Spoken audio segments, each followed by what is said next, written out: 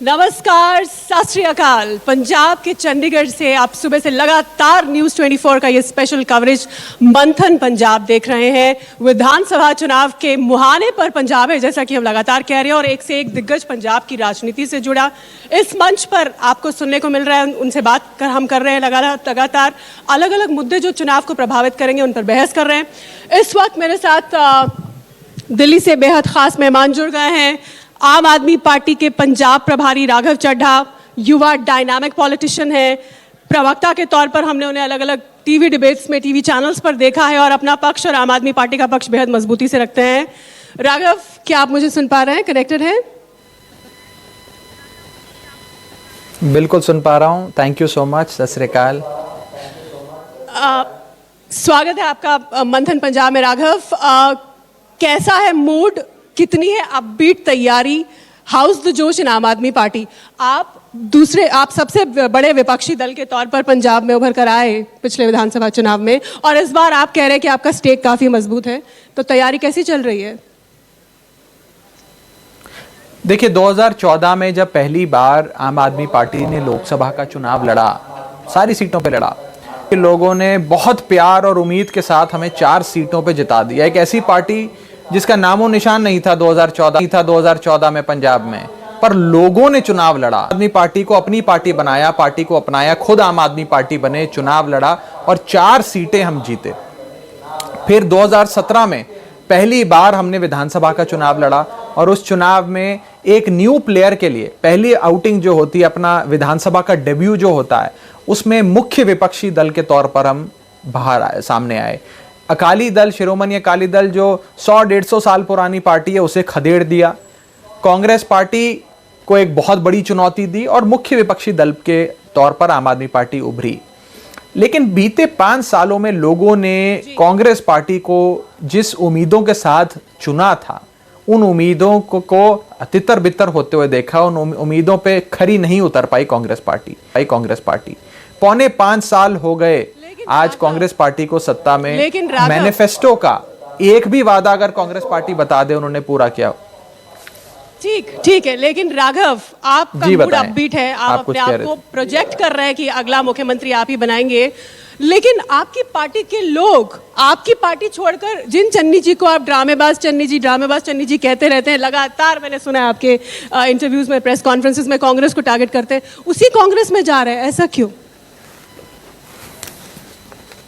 देखिए, 2-3 चीजें हैं। पहली चीज तो यह है कि जिन विधायकों की या कुछ हमारे पार्टी के ऐसे नेता जिनका चुनाव लड़ने का मन हो और पार्टी टिकट ना दे और वो किसी और पार्टी ले जाएं, उनको लगता है कि उस पार्टी में उनका भविष्य अच्छा है, शायद वहां टिकट मिल जाएगी, तो वो हमसे अपने रास्ते अलग कर लेते हैं। कोई बात नहीं, मैं उनको ऑल द बेस्ट कहता हूं और कांग्रेस को जरूर ये कहूंगा, चन्नी साहब को कहूंगा कि चन्नी साहब, अब आपने अपनी पार्टी में उनको ले तो लिया है, अब उनको इलेक्शन जरूर लड़वाइएगा, कांग्रेस की टिकट जरूर दिलवाइएगा।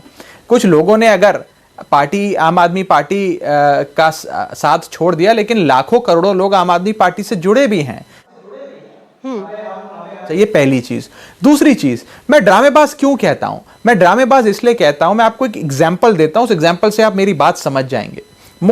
माननीय मुख्यमंत्री पंजाब सूबे के चन्नी साहब जब गुलाबी सूंडी के चलते हमारे पूरे मालवा इलाके की जो फसल थी वो बर्बाद हो गई, नरमे की फसल बर्बाद हो गई, तो वो मुआवजा देने का ऐलान करने के लिए मौके पे पहुंचे।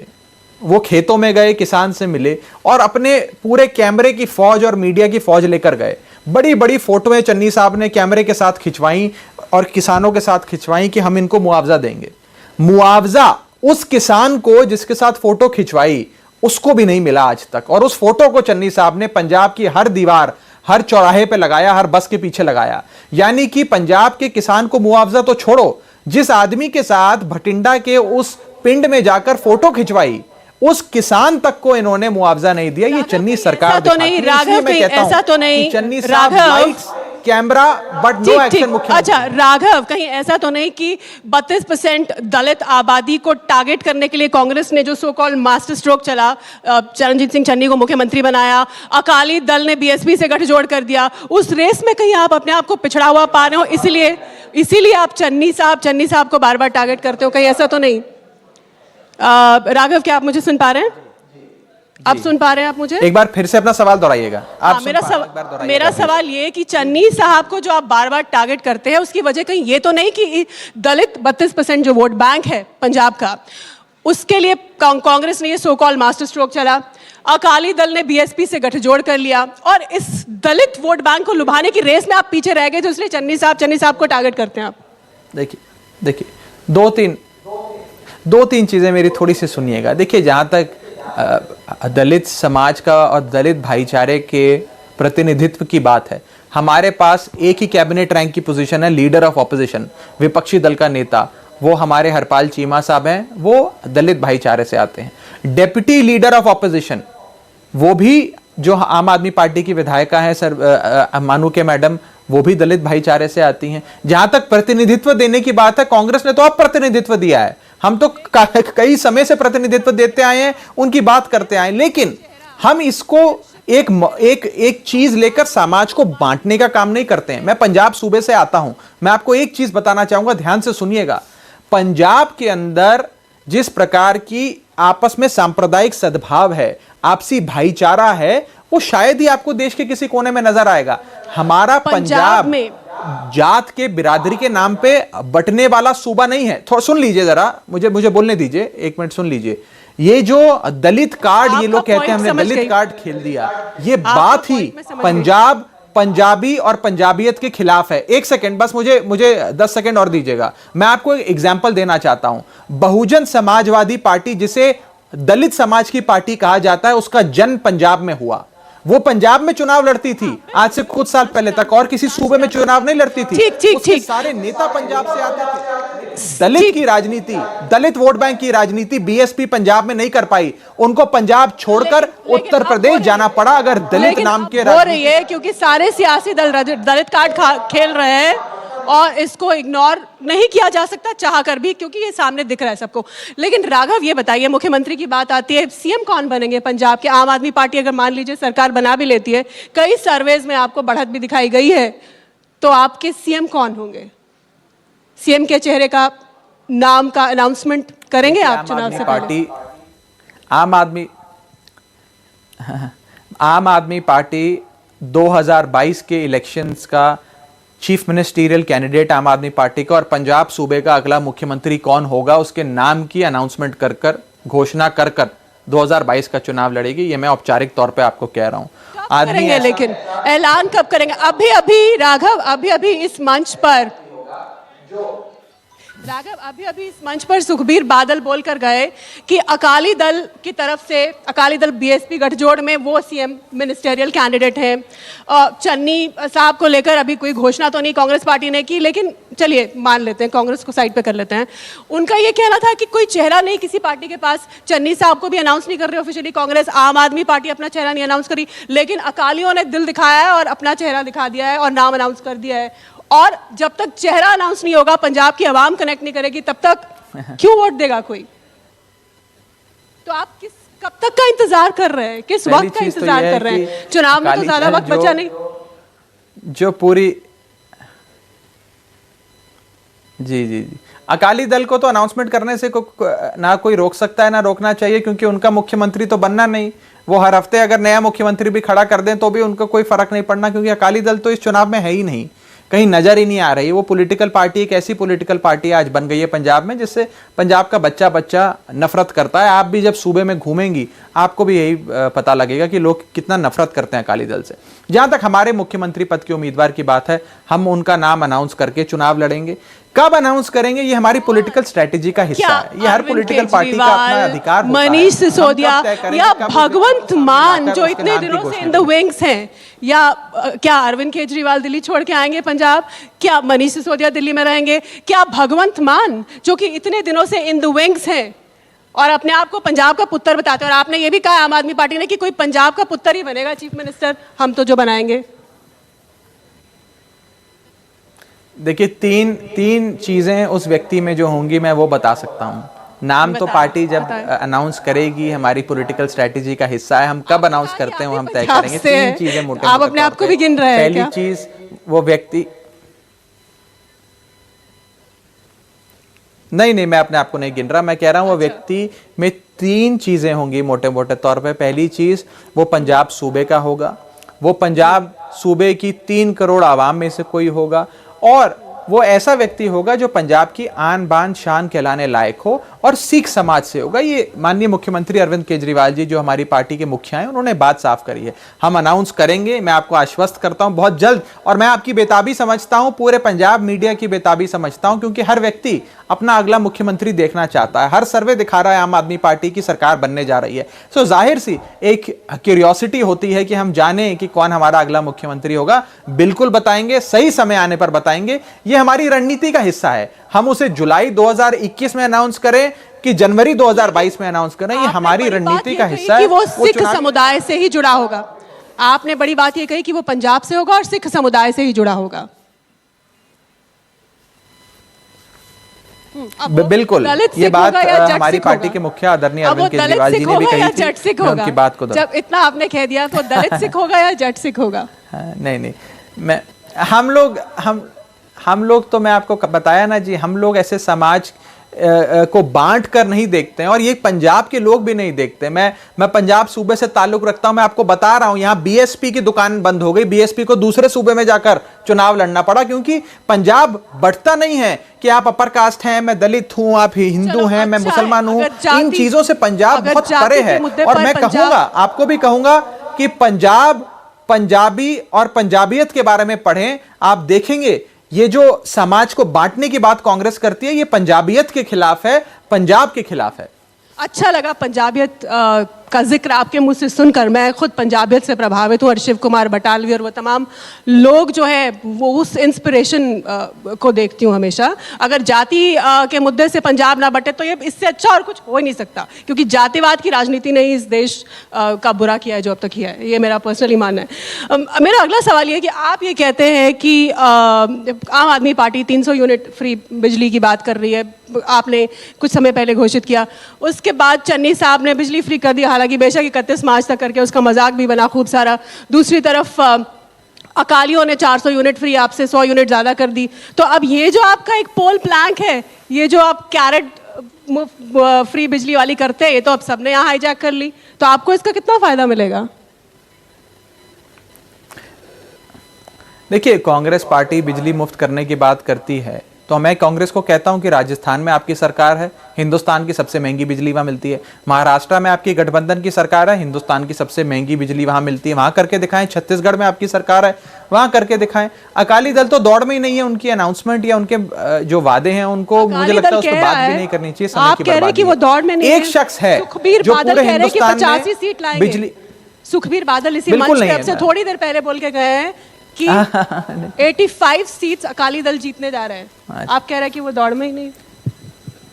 देखिए, वो 117 उनका दावा 117 में से 85 सीट लाने का भी हो सकता है, और हो सकता है जब आप अगले हफ्ते उनसे बात करें तो वो बोले 117 में से 85 नहीं, 117 में से 185 सीटें आ रही हैं। अकाली दल जो मर्जी कहे, उनकी बात पे ज्यादा गौर फरमाना भी नहीं चाहिए, क्योंकि वो दौड़ में नहीं है। मैं आपको बता देता हूँ कितनी सीटें लाने जा रही है, क्या अनुमान है आपका? अंदर आप लोग भी सर्वे करते होंगे, आपका क्या अनुमान है? आपकी कितनी सीटें आएंगी? 117 में से कितना नंबर? मैं दो चीजें बता दूं। जहां तक मुफ्त बिजली की बात है, पूरे हिंदुस्तान में एक ही आदमी है जिसको फ्री बिजली देनी आती है। बिजली को 24 घंटे 7 दिन करना आता है सूबे में, और जिस शख्स ने एक सरकार में वो करके दिखाया है, उन शख्स का नाम है आदरणीय अरविंद केजरीवाल। और केजरीवाल सरकार आने वाले समय में पंजाब में भी कैसे बिजली मुफ्त होती है ये करके दिखाएंगे। ये हमारा वादा है, हम करके दिखाएंगे, और पंजाब के लोग इस बात को जानते हैं कि हमें ही आता है करने।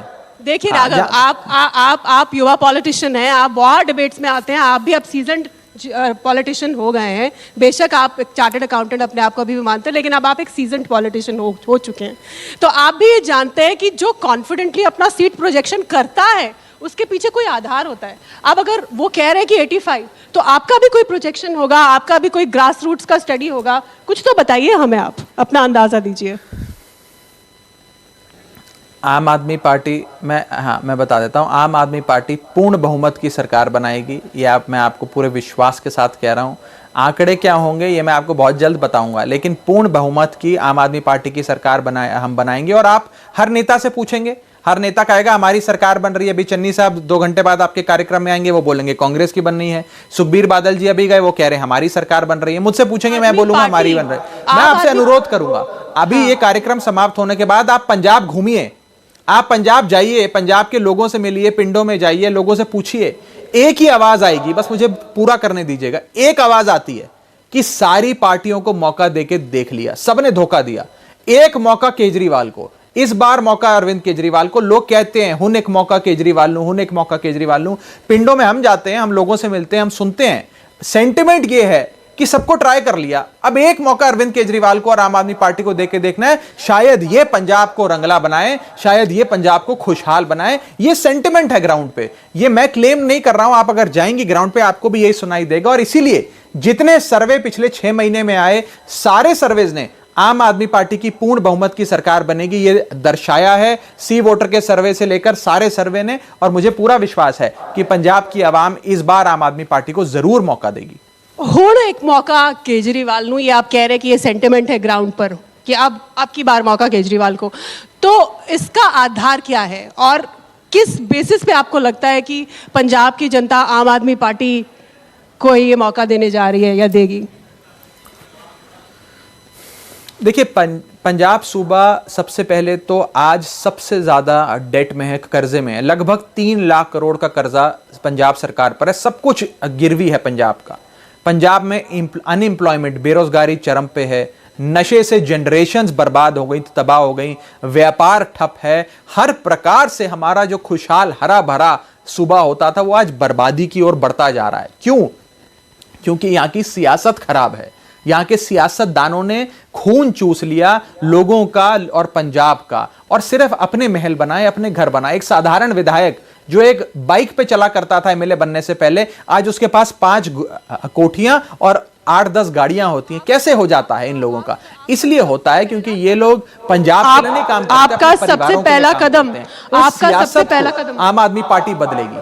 अगर आम आदमी पार्टी की सरकार बनती है पंजाब में, अर्थव्यवस्था चरमराई हुई है, कितना कर्जा है, करोड़ों का कर्जा है पंजाब पर, सब जानते हैं। तो आपकी पार्टी वैसे ही मुफ्त बिजली की बात कर रही है, तो एक तो कैसे उसको एकोमोडेट करेंगे आप, और दूसरा अगर आप सरकार बनाते हैं तो सबसे पहला टारगेट, सबसे पहली चुनौती आपकी क्या होगी? आपको क्या लगता है पंजाब को वापस पटरी में लाने के लिए? देखिए, पहली चीज तो यह है कि जो भी अनाउंसमेंट्स अरविंद केजरीवाल जी और आम आदमी पार्टी पंजाब में कर रहे हैं, उसका पूरा ब्लूप्रिंट, उसके फाइनेंशियल रिसोर्सेज कहां से आएंगे, वो लागू कैसे किया जाएगा, क्या अप्रूवल्स क्लियरेंसेस लेने होंगे, वो फंड कहां से रेज होगा, ये सारा ब्लूप्रिंट, ये सारा बही खाता हमने बनाया हुआ है। नंबर 1। नंबर 2, जब हमने दिल्ली में भी बिजली मुफ्त करी थी तो लोगों ने कहा था कि बिजली बोर्ड आपका जो है वो घाटे में चला जाएगा। जब पानी मुफ्त किया था तो कहा था कि दिल्ली जल बोर्ड घाटे में चला जाएगा। आपको जान के तो ताज्जुब होगा कि बिजली मुफ्त और पानी मुफ्त करने के बाद हमारा जो प्रॉफिट है बिजली बोर्ड और पानी बोर्ड का, वो बढ़ा, वो घटा नहीं, मुनाफा बढ़ा। हमने बिजली की चोरी रोकी, पानी की चोरी रोकी, और लोगों को एक डिग्निफाइड लाइफ जीने के लिए जितना पानी बिजली चाहिए होता है वो मुहैया कराया। पंजाब के लिए भी ऐसी पूरी व्यवस्था, एक पूरा चलिए ठीक है, आपने पूरी तैयारी की है, पूरा ब्लूप्रिंट बनाया है। आपको और सभी पार्टियों को हमारी शुभकामनाएं, और उम्मीद यही है कि जो पंजाब के भविष्य के लिए जो बेहतरीन हो, वही पार्टी जो है वो पंजाब में अगली सरकार बनाए। बहुत बहुत धन्यवाद न्यूज़ 24 से बात करने के लिए और हमारे इस कार्यक्रम मंथन में शामिल होने के लिए, राघव चड्ढा। तो ये थे आम आदमी पार्टी के पंजाब के प्रभारी युवा डायनामिक पॉलिटिशियन राघव चड्ढा। लेकिन लगातार दिग्गजों का पंजाब की राजनीति के इस मंच पर आना जारी है दिन भर। फिलहाल इतना ही, देखते रहिए न्यूज़ 24।